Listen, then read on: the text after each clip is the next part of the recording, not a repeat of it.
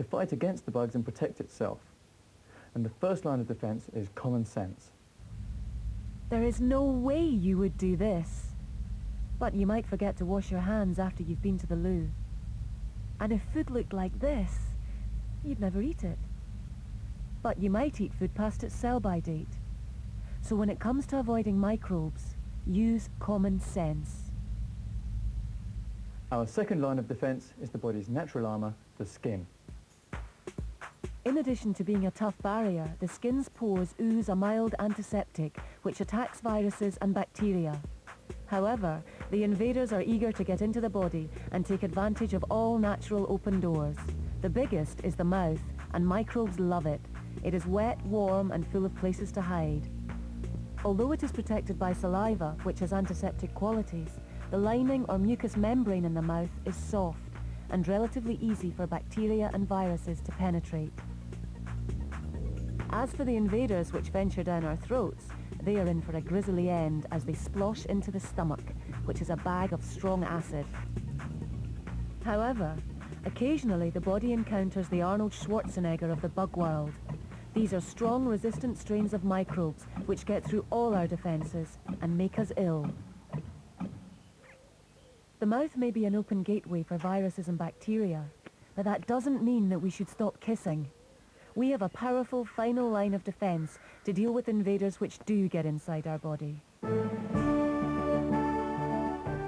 The blood contains white cells which move around the body looking for invaders.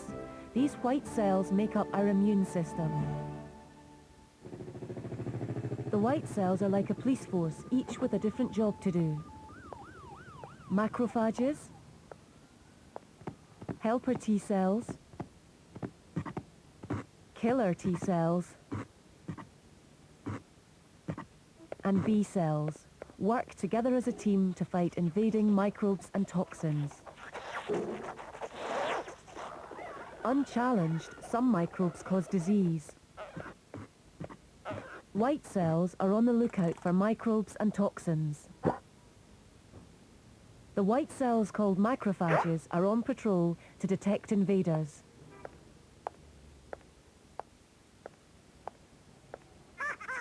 Usually macrophages kill microbes.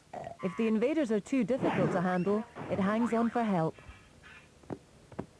White helper T cells sniff out invaders and alert the rest of the team. Killer T cells and B cells. Killer T cells destroy the invader, and B cells make tags called antibodies. It records and labels each type of microbe, and then creates tags or antibodies which lock onto the invader like a jigsaw. These tags are distributed in the body to trap unsuspecting bugs. When more bugs arrive, some are caught and identified. Killer T cells are alerted. They destroy both invader and tag. If the same bug revisits, its records are already on file. The B cell makes more tags to distribute and have a better chance of fighting a second invasion. However, some viruses are more cunning. They are masters of disguise. Others can hide inside normal cells, making it impossible to produce the right antibody tags. But we can help our immune system with medicines, vaccinations, and common sense. Stay fit, eat well, and keep the bugs away. Yeah! So is it safe to kiss? Or isn't it? You can catch meningitis from kissing, I think. Cold sores. No, actually. It's quite a long word, isn't it? Yeah, something like that. You can get that through kissing. You could catch colds and viruses and things like that from Angela fever maybe. Don't think so. No, not. Well, nothing serious anyway. I haven't caught anything yet. Maybe. And you can catch any sort of HIV from cuts in your mouth. There's a possibility of catching AIDS, I think. Well, to the best of our knowledge, no one has ever caught HIV from kissing. This is because despite its reputation, it's a very fragile virus which survives better in blood and semen. But one virus which actually relishes the thought of a good snog is the cold sore virus. The cold sore virus has infected around 85% of adults. When it's active, The cold sore virus produces small blisters on the lips and around the mouth, which are extremely contagious. When the cold sore disappears, the virus retreats and hides inside the nerve cells supplying the lips. It can stay dormant in these nerves for months or even years before it re-emerges to cause another cold sore. This is a cold sore virus hiding in a box in a nerve ending. Outside the box, the body's immune system is constantly alert, looking for invaders.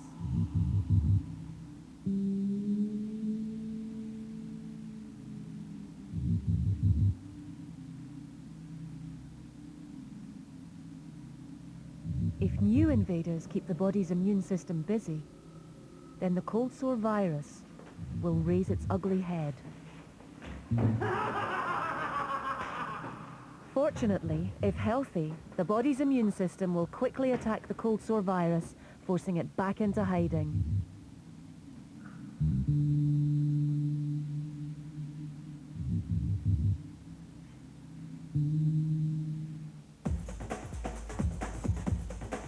If they've got weeping cold sores, you don't usually bother. Definitely wouldn't kiss anyone with a cold sore. No. If I had a cold sore, I'd still kiss someone, it wouldn't worry me. I probably wouldn't kiss if they had cold sores because it doesn't look very attractive if you kiss. If I was really drunk, I might ignore a cold sore.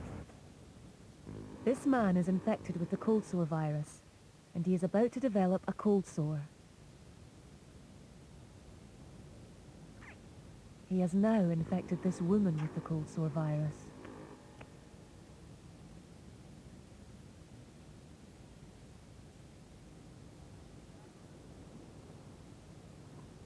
This baby is now infected with the cold sore virus and will remain infected for the rest of his life. Another virus which jumps at the chance of a Christmas kiss is glandular fever. There are more incidents of this viral infection, appropriately named the kissing disease, after Christmas and New Year than at any other time. Fortunately, not all these invaders cause infection. In fact, millions of them live in or on the body, causing no ill effects at all. So keep healthy and keep kissing. Keep kissing. Keep kissing. Keep kissing. Keep kissing. Viruses and bacteria love sex. They take advantage of unprotected sex to pass from person to person. Like the mouth, our sex organs have mucous membranes which are wet and warm, great places for bacteria and viruses to multiply, and some of these can lead to sexually transmitted diseases. AIDS, HIV. What's the difference between love and herpes? I don't know. Herpes lasts forever. I heard of herpes, but I don't know really what it means. Gonorrhea is like gangrene. You can catch like AIDS through sex. Probably the most common infection we see is non-specific urethritis, or NSU, which is caused by a bacteria. We also see gonorrhea, which is less common but is also caused by a bacteria. And we see quite a lot of viral infections such as herpes or wart virus. And we also deal with viral infections such as HIV and hepatitis. I don't think you would know until something got sore and you had to go and see a doctor. You don't just know from looking at someone whether they've got HIV or a sexual disease or not. You have to get checked out. You'll probably feel nausea and you'll probably feel sick. And Or you'll you probably get a rash or whatever you might it is. irritate, you might get really irritations, or you know, you just get really nervous or whatever. You'll probably know from little signs, like you'd see little changes happening to them. If I don't know really, like probably hair will start falling out or something like that. In women, the symptoms we would look for would be an unusual discharge from the vagina and any itching in that area. We would also be concerned about pain in the lower part of the abdomen. Symptoms of an infection in a man would include pain on passing the water and discharge from the water passage of the penis. We would also be concerned about any rashes affecting the genital area, and also pain in the testicles. I had unprotected sex about 10 days ago now, and I noticed things weren't as they should be, so I thought it best to come down somewhat reluctantly to have it checked out. I always use a condom. It's just so annoying. Just that once. It just takes one go. And I had to put myself through all this. I just wish I had made the effort at the time. It's not that hard. Hello. Hi. Hello. Come and have a seat. I'm Dr. Dave.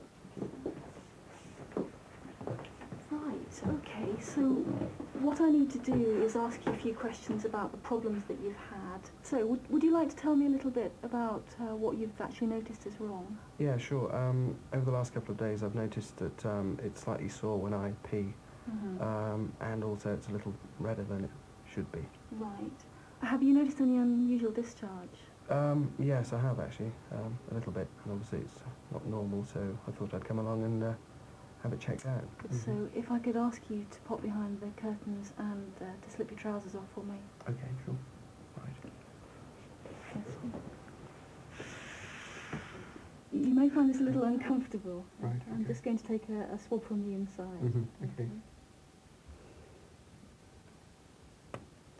What sort of things will you be looking for? Well, we'll be looking at this slide under the microscope to look for signs of infection. Okay. And also we can actually see some of the bacteria under the microscope. Right, okay. And then following that we'll send these tests off to the laboratory to see if we can grow any infection over the next week. Okay.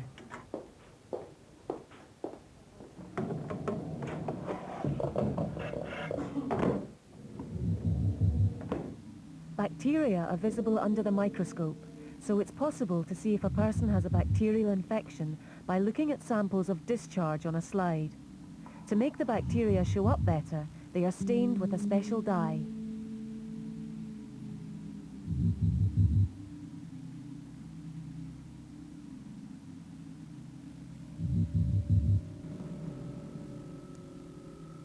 From the shape of the bacteria, it's possible to identify the infection. These are the bacteria which cause syphilis, and these cause gonorrhea. Viral infections such as HIV are much harder to identify. They can't be seen under the microscope, and special tests have to be done to detect them. Only bacterial infections can be treated with antibiotics. Bacteria have been grown on this plate from an infected person. The clear zones show where the antibiotic tablets have destroyed the bacteria. So the results have shown that you do have signs of a bacterial infection called NSU, or non-specific urethritis. Oh right, and what does that mean? Well, NSU is a term that we use to cover a group of bacterial infections that cause the irritation in the water passage that you've noticed. Now, the most common cause of NSU is a bacteria called chlamydia, but there are other bacteria that cause NSU as well. We can't test for all of those, but fortunately the treatment is the same for all of them. What form does the treatment take? Well, you'll need to take antibiotics for a week. These are untreated bacteria. These are the same bacteria after being destroyed by antibiotics. Most bacteria can be treated by antibiotics, but antibiotics have no effect on viruses. It's also very important that your girlfriend comes in and gets treated at the same time. Another important thing to remember is that in the future, if you want to protect yourself against infections, that using a condom can help you to do that. Yes. I'd probably have unprotected sex after 3 months if I knew the person's sexual history as well, and I could be sure they hadn't got any dodgy disease. If I was going to have sex with a girl, she'll ask me if I was going to wear a condom. If you didn't know the person's sexual background, then you would use a condom as well, definitely, to stop yourself from getting HIV. I wouldn't mind asking a bloke to use a condom. I know I should do, but it's a hassle sometimes. Nothing explored at the moment. I use a condom, but I'd do that anyway. To make me not use a condom, it would be alcohol related, I think. Well, this is just the experience I've had. I wouldn't mind at all if a girl was carrying her own condoms. I think it's good. Condoms don't only protect us from unwanted pregnancies, they also act as barriers against bacteria and viruses. Even though viruses are extremely small, they are still too big to pass through the condom. It acts as a second skin.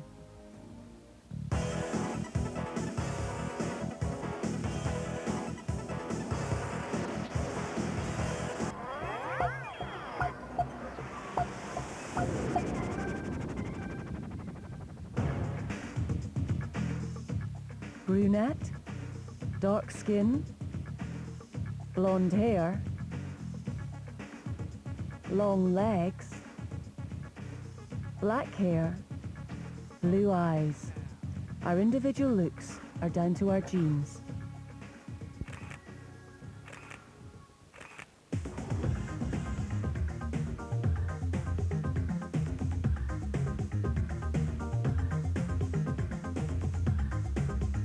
Karen and Cheryl are non-identical twins, but there's one striking difference. Karen is dark with brown eyes, and Cheryl is fair with blue eyes.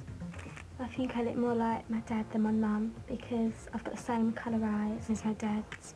My dad's Jamaican, my mum's English. My hair is a bit curly from the top. I think I got that from my dad, as he has really curly afro hair. My hair is sometimes springy, but when I brush it, it goes all frizzy. My hair is lighter than my dad's, but only just. I think I look like my granddad rather than anyone else. Mainly because he had blonde hair, while anyone else in my family's got dark hair. And he had blue eyes, while everyone had dark eyes. Why does Karen have dark hair and Cheryl have fair hair? We are all made up from a cocktail of genes inherited from our parents. When our mother's egg and our father's sperm fuse, the first cell of life is formed. It is at this point our characteristics are determined. The cell starts to divide and multiply to produce millions of cells. Every cell of our body has a nucleus, and every nucleus contains 23 pairs of chromosomes. These chromosomes carry the genes that give us our characteristics, from the colour of our eyes to the colour of our hair. Both our parents carry 2 genes for every characteristic, but we inherit 1 gene from our father and 1 gene from our mother. This gives us our 2 genes for every characteristic. If we inherit a dark hair gene from our father and a dark hair gene from our mother, we will have dark hair.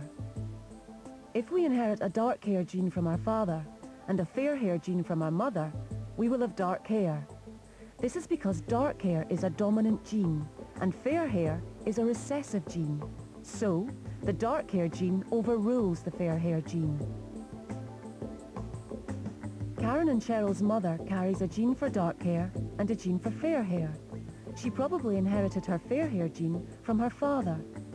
Likewise, the twins' father has a dark hair gene and a fair hair gene, which he inherited from his parents.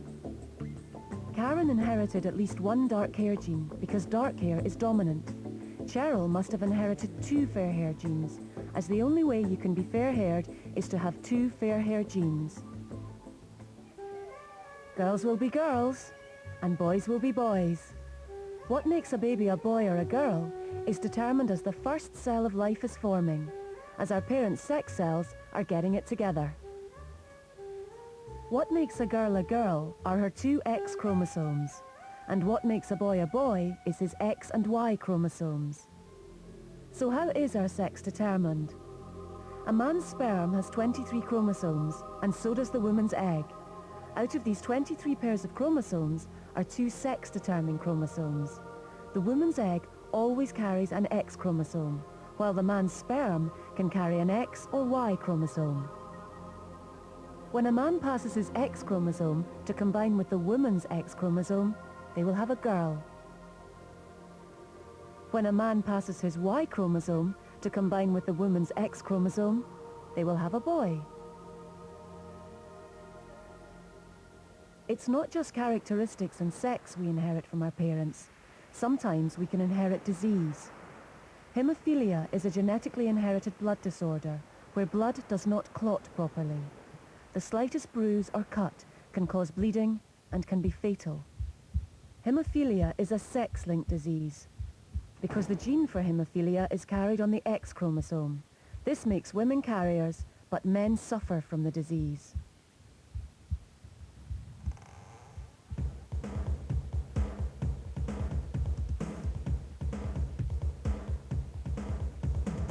Raw lads, hit by haemophilia. Sex scandal rocks Buckingham Palace. They're rumping royals, dishing the dirt on the dashing duchess. Love triangle. Queen of Hearts. Who was Queen Victoria's real father? It's a scandal.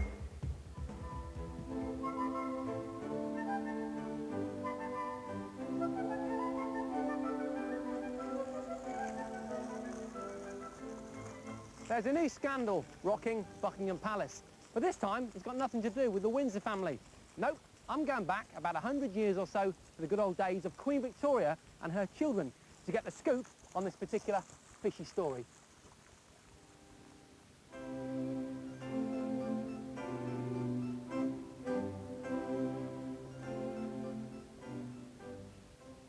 Haemophilia is a disease that means your blood can't clot properly.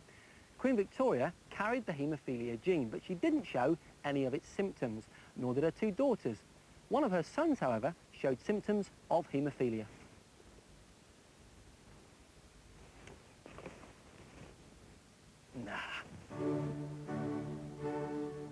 Queen Victoria carried the haemophilia gene on one of her X chromosomes. Her daughters inherited the haemophilia gene when they inherited her X chromosome. The girls did not suffer from the disease, as their other X chromosome protected them. Queen Victoria passed the haemophilia gene to her son when he inherited her X chromosome. The boy suffered from the disease because boys have got only one X chromosome, which they inherit from their mother. Their Y chromosome is smaller than the X chromosome, so it does not offer the same protection. If a man with haemophilia has daughters, they will be carriers, as they inherit the haemophilia gene from his X chromosome. But boys are free of the disease, as they don't inherit the father's X chromosome. They inherit his Y chromosome instead. So, where did the haemophilia gene come from? Well, maybe it was Queen Victoria's mum and dad. Or maybe, and this is really juicy, some people reckon Queen Victoria's mum had a lover. Who knows? All these questions need answers, and to get them, I've got to start with the most important question of all. Who was Queen Victoria's real dad? Hi, Vanessa.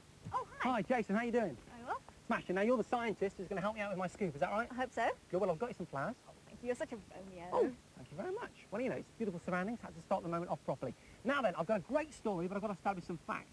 First of all, Queen Victoria's dad, was he her real dad? Well, I've got some ideas about this. Fancy a game of chess? Sounds great to me. Okay. First thing to consider is her children, because 3 of her children were carriers of the haemophilia gene. So she had 2 daughters who were carriers and a son. And let's say this rose represents the gene for haemophilia. Yes. I'm going to put that on that smashing.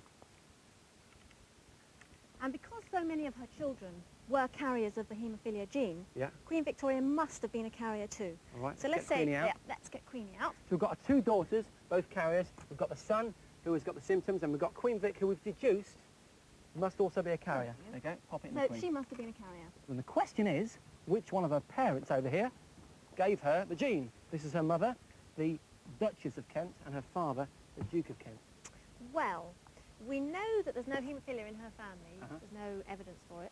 And she had a couple of children by a previous marriage. Should we get those out? Yep. Okay, so these represent her children. Her children, yep. And there's no history of haemophilia in them either. So what about the Duke of Kent? What's his story? Well, we know there's no haemophilia in his family either. Yeah. So... That's not very interesting. I'm looking for a scoop, Vanessa. What can you give me? Some juice? Well, he did have a mistress for 27 years. That's exactly what I wanted to hear. Can I get her out? Yep. Here she is. This is the mistress. Well, they were together 27 years before he married the Duchess. Okay. And they didn't have any children. So it's quite possible that one of them was sterile. Either he was sterile or she was sterile. But a much more likely theory is mutation. Vanessa, you've lost me now. I was with you before, now you've lost me. What's mutation? Well, mutation is quite simply an error when new copies of genes are made. So, for instance, when you have a new cell made in the body, there's a new copy of all the genetic information inside each cell. Okay. So if you have a new sperm cell or egg cell made and there's an error when they're made, then this could lead to a new disease in the next generation. Which in this case is haemophilia. Yeah. I think I understand. It's a little bit like a typing error, isn't it? Yeah, a little bit like that. You type out QWERTY 7 times, you get it wrong, you write squirty. Something like that, yeah. Okay, Vanessa, where's all this leading to? Well, 25% of all haemophilia cases are in fact due to mutation, which means that in Queen Victoria's case, it was either a mutation in her mother's egg cell or her father's sperm cell. But because he was 51 when she was conceived, a good 20 years older than her mother, it's much more likely the mutation occurred in him. And I guess that like most men, he produced millions of sperms in a lifetime, and therefore the chance of a copying error in him is more likely than in a woman. Absolutely. Well, that leads me to my next point, and we still haven't cleared this one up. What about Queen Victoria's mother taking a lover, like this smashing-looking chap over here? Let's get them together. Quick cuddle. There you are. Quick hug. Easy. There you go. Well, we certainly know the Duchess and Duke's marriage wasn't a love match. And if she did have a secret liaison, he probably wouldn't have been a dashing lover, you might imagine, because in those days without treatment, he probably would have been quite ill. So I don't think it's very likely. Nope. Not very likely, but not completely out of the question. So if you don't mind, Vanessa, I'll bring him back into the picture. Well, it is possible that she did have a lover, but he's a complete mystery and we'll never know. Vanessa, thanks a lot. Allow me to sum up. Now then, we know that Queen Victoria's mum and dad, the Duchess and Duke of Kent, showed no signs of haemophilia, but it could have been the result of a mutation in the mother's eggs or indeed the father of the Duke's sperm. I should just mention this lady over here, the Duke's mistress that he had before marrying the Duchess for 27 years, and all that time these two had no children, either the result of sterility in the lover or indeed the Duke himself, firing blanks. But I tell you where I reckon all this scoop started, over here with the Duchess and her mystery lover. That's the man we have to blame. No, Jason, I mean, if you want to make a scandal out of this, that's probably the way I'd sum it up. But I think in this case it's much more likely to be a natural mutation and most likely to have happened in the Duke's sperm. All right, what do you say to that, Queenie? We are not amused. Thalassemia is another genetically inherited disease. It's a blood disorder caused by a lack of hemoglobin in the red blood cells. Hemoglobin is vital to our survival because it carries oxygen from our lungs to the rest of our body. These are normal red blood cells which contain hemoglobin. These are thalassemia blood cells that are smaller and contain less hemoglobin. So people with thalassemia need to have regular blood transfusions. Basically, they have to give me blood every 3 weeks. Without it, then like if I come a week late or something, I go weak, I go pale, and you can see and can't even walk down the street without getting tired and getting pain in my back.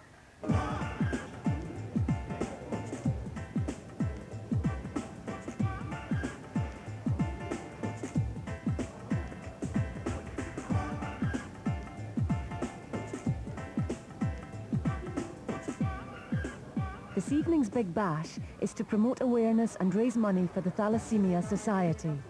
The Society strives to support people in understanding the disease. In Britain, over 200,000 people, mainly of Mediterranean and Asian origin, carry the gene for thalassemia. Thalassemia is perhaps the most important inherited disorder amongst the Asian community that we have now in the UK. If you talk in terms of all racial groups, it is perhaps the most important inherited disorder. It is far more common than cystic fibrosis and also sickle cell disease. So how do we inherit thalassemia? If one parent carries the gene for thalassemia and the other doesn't, there's a 50-50 chance of having either a child that's a carrier or a child free of thalassemia. If both parents carry the gene for thalassemia, there's a 25% chance the child will have normal blood, a 50% chance the child will carry the gene, or a 25% chance that the child will actually suffer from the disease.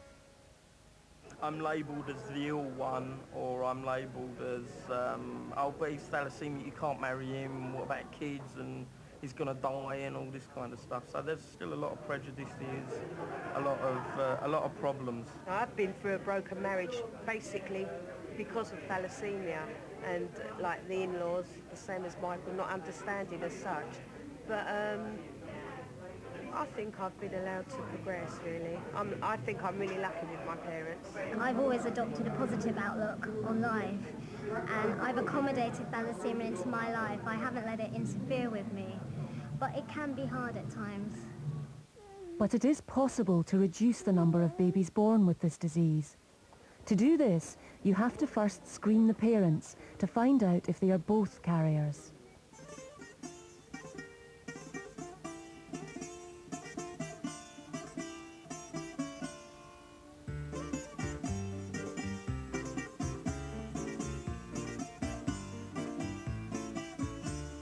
One of the most successful screening programs to prevent thalassemia has been on the Mediterranean island of Cyprus, where 1 in 6 people carry the gene for thalassemia.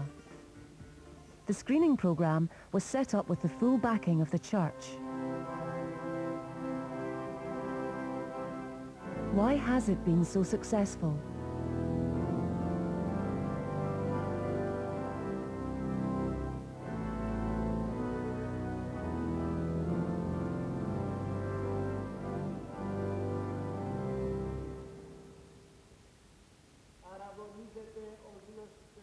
Most Greek Cypriot couples get married in church, but the church won't marry them unless they have a blood test for thalassemia.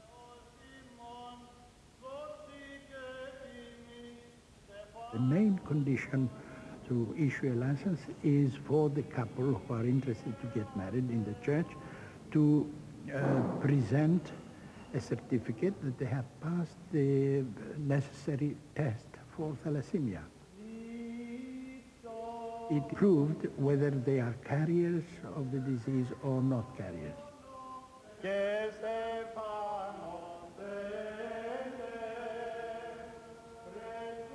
By doing this, nearly all couples having babies in the Republic of Cyprus were screened for thalassemia. But the dilemma with screening, whether it's in Cyprus or Britain, is that if the couple are both carriers, they may have to face an abortion. Science has given couples the choice, but making that decision is probably the toughest they'll ever have to make. I had to make that decision, and I made that decision to have a termination because to have a baby with thalassemia major, I don't think it's really fair to give birth to that child. The Lakanis now have a healthy, bouncing baby boy. When Salah was born, it was the most amazing feeling when we saw him, and to know what we've been through to get Salah, and just the sight of him was like, we both had tears in our eyes. It was just an amazing feeling, something that we really wanted, and we got. We have a son, he's 15 and a half years of age. His name is Vassos, and he suffers from thalassemia major. I didn't want to abort my child for many personal reasons, 2 of them being, 1, it was my first child, and secondly, I disagree with abortion personally, but that's not to say when you are screened for thalassemia, if you discover that it is. For me, I didn't feel it was the right thing for me to do. Then Vassos came, and I will never regret that decision for the rest of my living days. Scientists are exploring new ways of dealing with genetically inherited diseases. One is gene therapy. The idea is to insert a normal gene into the patient. In the case of thalassemia, the patient will be able to make normal red blood cells. This could mean the end of parents facing dilemmas like abortion. The real hope is for an ultimate cure.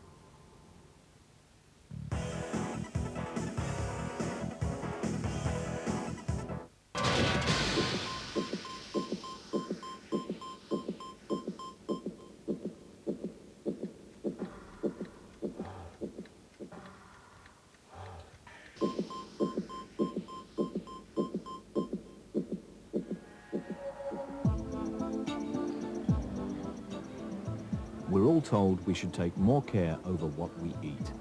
Advice from the government, from magazines, it's all telling us to eat a healthier diet.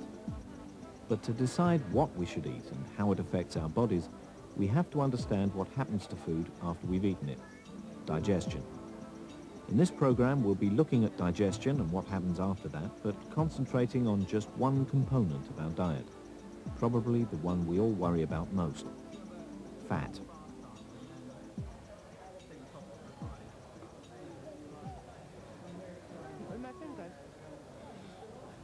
This is fat. Human fat. When we talk about fat, sometimes we mean the fat in our bodies, sometimes we mean the fat in the foods we eat. By the end of this program, you'll understand how one becomes the other. But these days, even the mention of fat seems to worry people. This young woman is not fat, but she's so unhappy about the amount of fat stored by her body that she's having it surgically removed, an operation called liposuction. A thin needle is introduced under the skin and the fatty tissue is sucked out.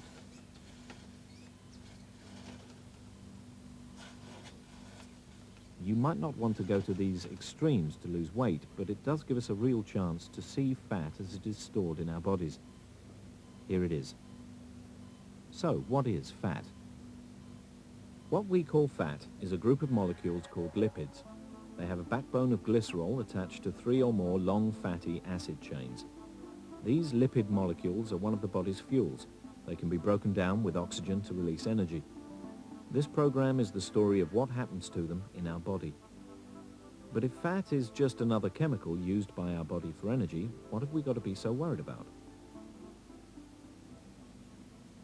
People equate fat with bad. It's essential to have fat for life. It's a form of storage of energy.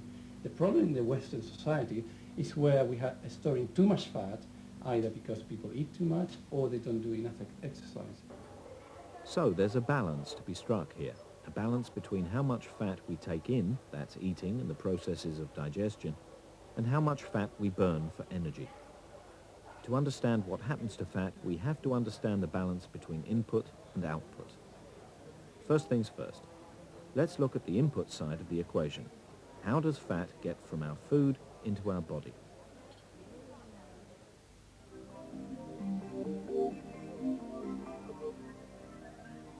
Obviously, the place to start is the mouth. Chewing, the first important part of the digestive process, cutting and slicing the food into smaller pieces. Smaller pieces of food, larger surface area for the molecules that break down food, enzymes, to attack. When you swallow, your chewed up food heads south down the esophagus, the pipe leading to the stomach. But food isn't just falling down the esophagus, it's being pushed. The esophagus, like all the tubes of the guts or gastrointestinal tract, is lined with muscle. Waves of muscular contraction, called peristalsis, force food down the tube. At the bottom of the esophagus, the stomach. This stomach is empty. Normally it would contain a soupy mixture of gastric juices and broken up food. The stomach is important for breaking down protein molecules, but nothing much happens to fat here. It's the next stage that's really important. And that's when this muscular sphincter opens and the food enters the small intestine. Here, things start to get complicated, especially the plumbing. Ducts from 2 other organs, the liver and the pancreas, join the small intestine. Each releases a substance that's important for the breakdown of fat. First, there's a greenish liquid called bile.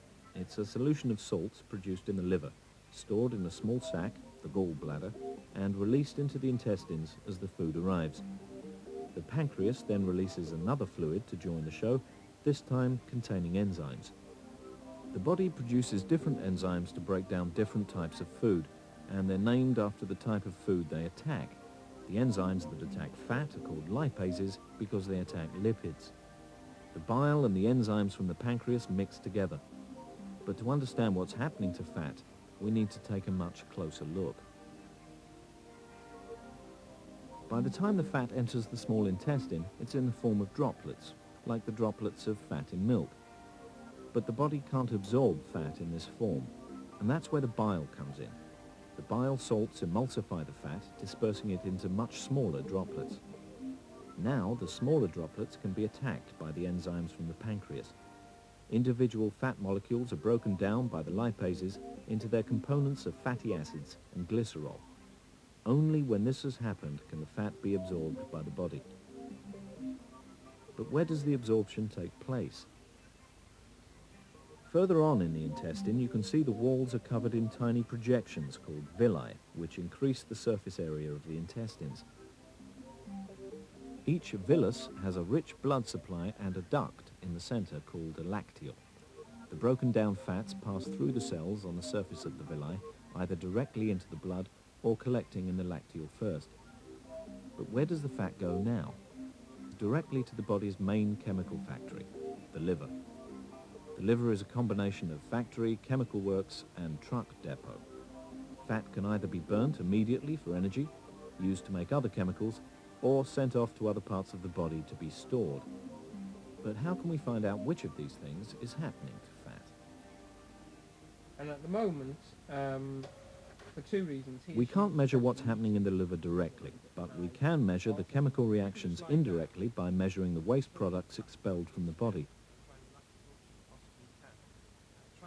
Fat is burnt with oxygen to produce carbon dioxide, water, and energy.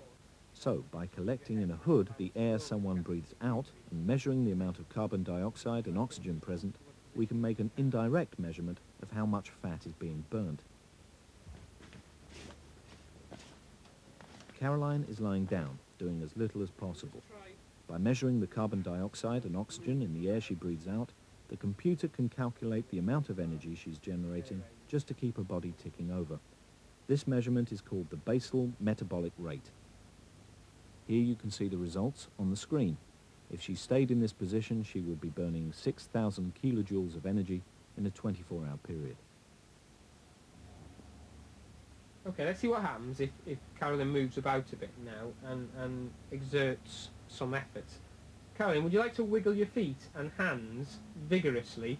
More vigorously than that, if you can. That's it. That's very good. Go on, keep going. Keep going. That's it. Very good, very good. Keep going. Excellent. Keep wiggling. That's it. Keep wiggling. There we are. And there's a jump there. The energy she is using increases. The body responds to an increase in activity by burning fuel to produce more energy. No surprises there.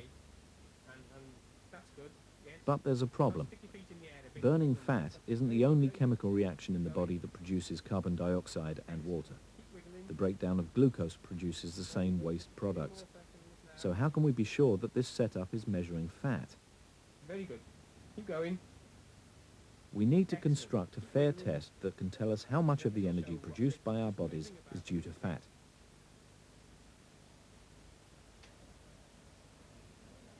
The first thing we need to do is isolate our experimental subjects from the outside world.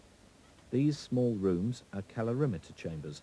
They're sealed boxes fed by an air supply that can be continually monitored and analysed. Before I shut the doors, you know that the panic card is over there if you need to contact me. Also, A single experiment may involve the subject being shut in the box for up to a week. It may not be real life, but it's a better test because at least you can sit, get up, walk around, eat and sleep while still being measured.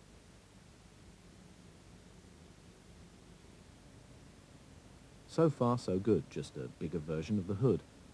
The scientist measures the outputs of the body's chemical reactions by recording the concentration of gases in the chamber at different times, how much oxygen is consumed,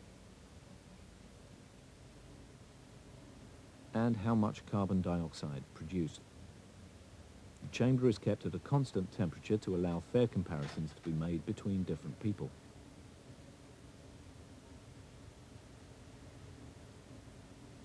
That takes care of the outputs of the body's chemical reactions, but the scientist needs to be able to control the inputs, the raw material that goes into the body, food.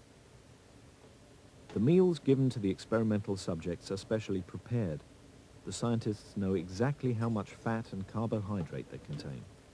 The amounts can be varied. Some people are fed high-fat foods, others low-fat, but care is taken to make sure that all taste the same so the subjects don't know what they're eating. okay. Yes, that's your luncheon. Remember and fill in the questionnaire 15 minutes after you've eaten. Okay. So, in the calorimeter, the scientists control what goes into the body and measure what comes out. But there's another factor that can also be measured in the calorimeter. The subjects can be put on different exercise regimes.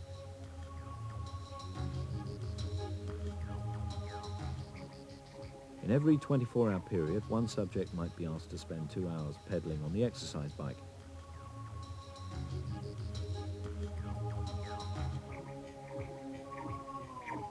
This can then be compared with another subject who's fed the same diet but takes less exercise, or perhaps none at all.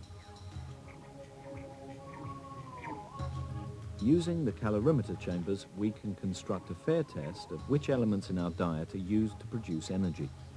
But we're particularly interested in fat. So what can the results of experiments like these tell us? Our bodies are continually balancing the food we take in with the amount of energy we need. The body can burn either carbohydrate or fat for energy, but it can't store them equally well. The body does store some carbohydrate in the form of glycogen, mainly in the liver, but it's only a few hundred grams, a short-term store. Since it can't store it, the body burns any excess carbohydrate straight away. But with fat, it's a very different story.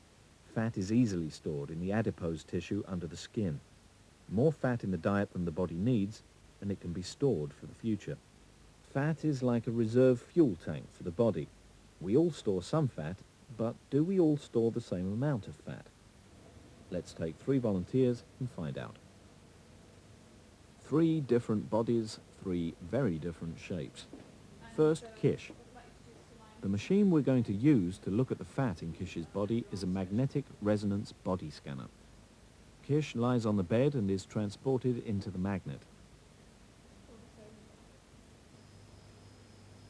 This scanner has been specially tuned to reveal fat. Tissues rich in fat show up in white. Here you can see the fat in Kish's head and shoulders. You might be surprised to see that his brain contains a lot of fat. Now the scanner is tuned, we can start to look at where fat is stored in Kish's body. The research team push Kish through the scanner, stopping every 2 centimeters to take a scan through his body.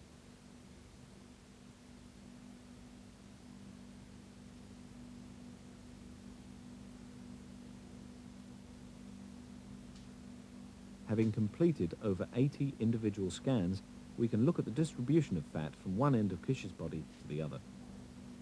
See your neck there and your arms. The white around here, that's the fat. And the black in the middle, that's muscle. We'll start at the top. This is a cross-section through the neck, in the center, and the arms on either side. The first thing you notice is the layer of adipose tissue under the skin.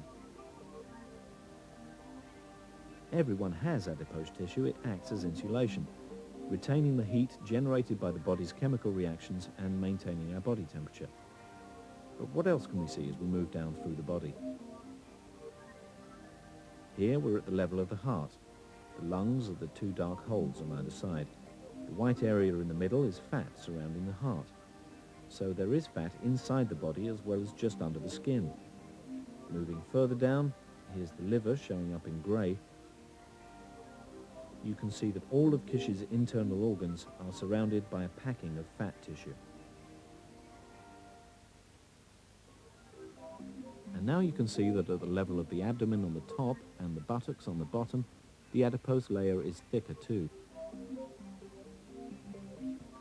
Time to compare this with volunteer number 2, Ben.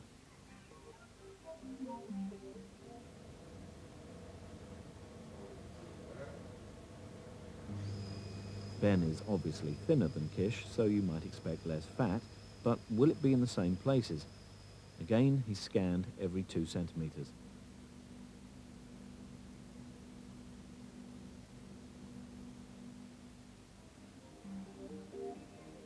It's obvious right from the start that Ben just doesn't have as much fat as Kish. Instead of a layer of adipose tissue centimeters thick, Ben has only a very thin layer, no more than a couple of millimeters. And there's very little internal fat either. Almost no fat around the heart, and very little around the internal organs. And at waist level, the adipose layer is no thicker than anywhere else. As we get older, we tend to deposit more fat, both internally and externally, and men tend to deposit that fat in particular places, around the waist. But how about comparing Ben with a woman of a similar age, another Caroline?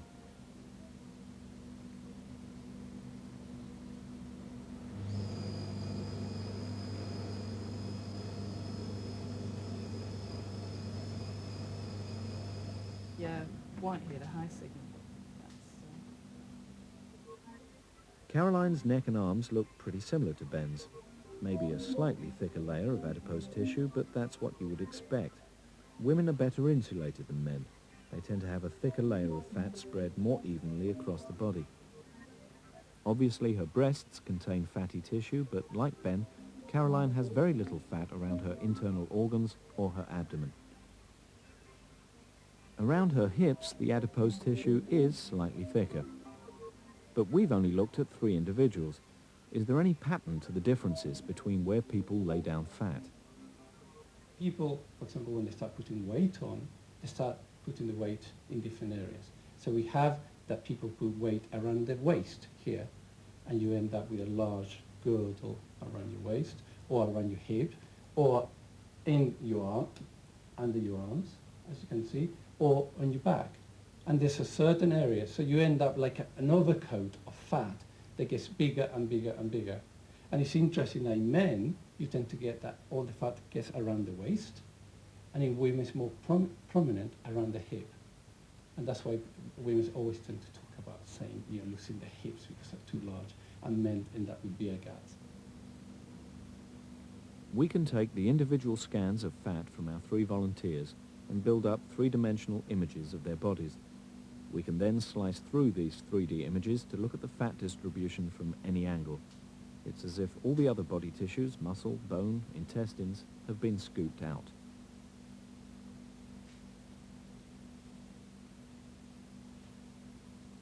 But it's amazing how much an image composed only of fat looks like a whole body.